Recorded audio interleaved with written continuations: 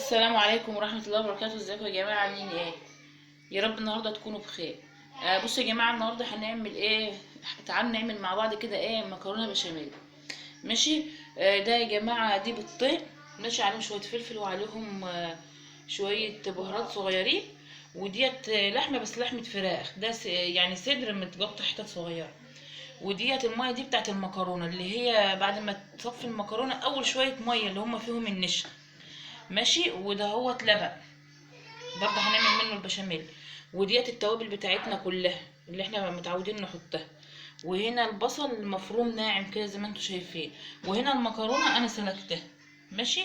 وعليها برضو في مكرونه صغيره، هي ما تستغربوش يعني، هتبقى كله تمام وهتبقى جميل. ماشي. دلوقتي احنا هنعمل هنبدا بقى يا جماعه ايه، ننزل بالبصل بتاعنا كده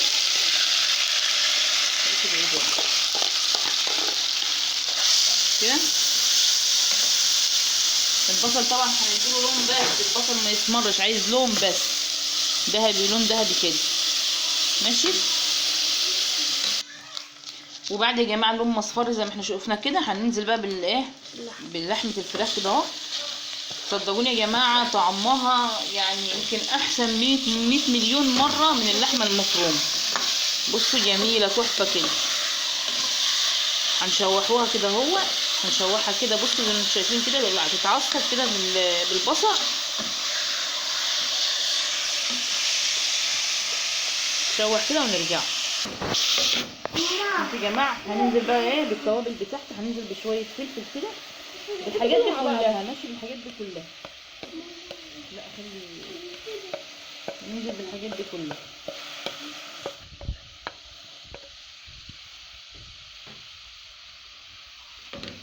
هنقلب كده.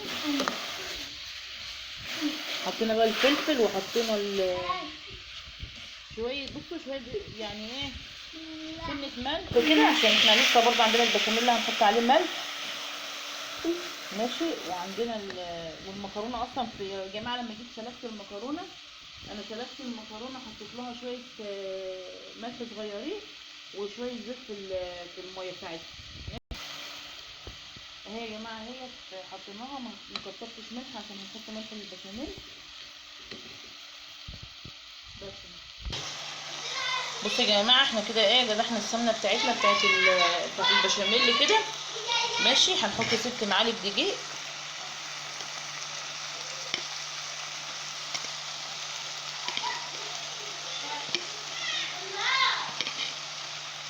معالق دقيق اهما، نقلب فيهم كده. وطبعا يا جماعه لازم تنزلي باللبن وهو ساقع، اللبن تنزلي بيه يكون ساقع. عشان ايه؟ هاتي يعني بسم الله الرحمن الرحيم. وتقلبي على طول عشان ما يكلكعش منك. بسم الله الرحمن الرحيم. بسم الله الرحمن الرحيم. استني يا امير، تنزليش دفعه واحده يعني، فكي الحبه اللي نزلتي بيهم، وبعد كده تنزلي برضو لبن تاني. وعلى فكره لو لبن جاموسي هيفرق في الطعم جامد. حطينا بقى احنا ايه بقيه الكميه.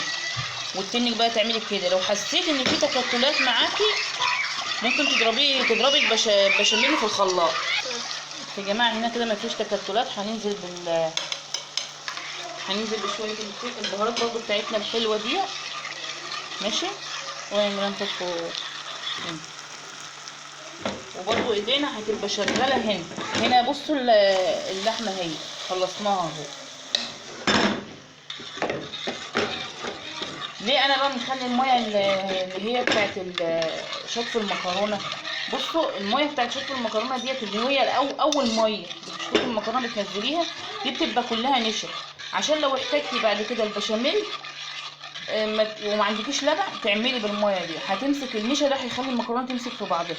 انا يعني مجرباها قبل كده بصراحه، بتبقى في منتهى الجمال. بصي تفضلي بقى ايه، بلاش الخيال دايما، تفضلي تقلبي فيه كده ايدك فيه على طول، عشان لو في تكتلات تحت كلها ايه تتفك. بصي اهو انسيابي معاكي ومفيش اي تكتلات.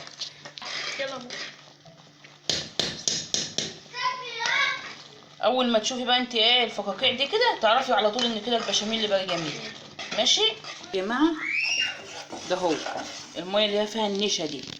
ماشي.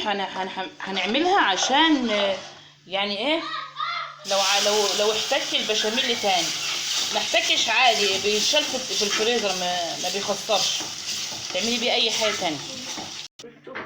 هننزل يا جماعه كده بشويه بشاميل في الارضيه بتاعت الصينيه. ماشي، نفردها كده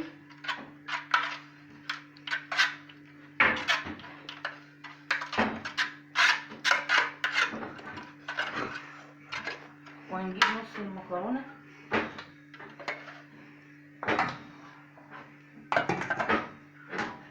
المكرونه مسلوقه معانا اهي، هنحط نصها كده في شويه بشاميل برضو. كله ميه من تحت.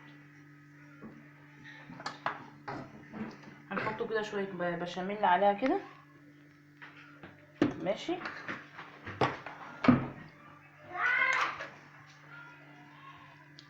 كده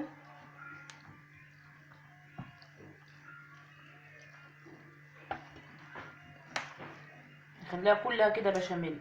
ماشي،